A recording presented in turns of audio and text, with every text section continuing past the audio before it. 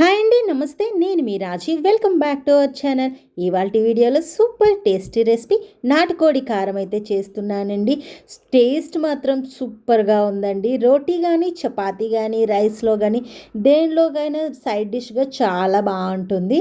ముందుగా అయితే నాటుకోడిలో కొంచెం పసుపు వేసి మ్యారినేట్ చేసి పక్కన పెట్టేసుకోవాలి. ఒక 10 నిమిషాలు ఉంటే సరిపోతుంది.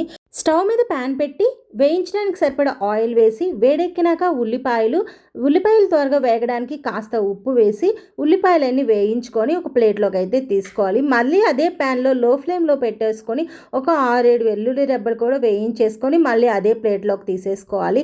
కరివేపాకులు కూడా ఒక 3-4 రెమ్మలు అయితే సరిపోతుంది.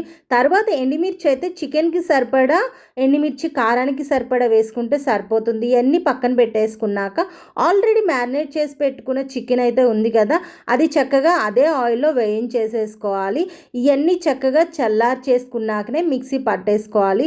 చక్కగా చల్లారిపోయింది అన్నప్పుడు చికెన్ కాకుండా మిగతా అన్నీ మిక్సీ జార్లోకి వేసి ఒక్కసారి మిక్సీ పట్టాక చికెన్ని చిన్న చిన్న ముక్కలుగా చేసి దానికి సరిపడా ఉప్పు కూడా వేసి మిక్సీ పట్టేసుకోవాలి. ఇంకా మిక్సీ పట్టేస్తే మన టేస్టీ నాటుకోడి కారం అయితే రెడీ అయిపోయిందండి. నచ్చిందా? అయితే మీరు కూడా ట్రై చేసి ఎలా ఉందో కింద కామెంట్ చేసి చెప్పండి. అలానే మన ఛానల్ని అయితే కంపల్సరీగా సపోర్ట్ అయితే చేయండి.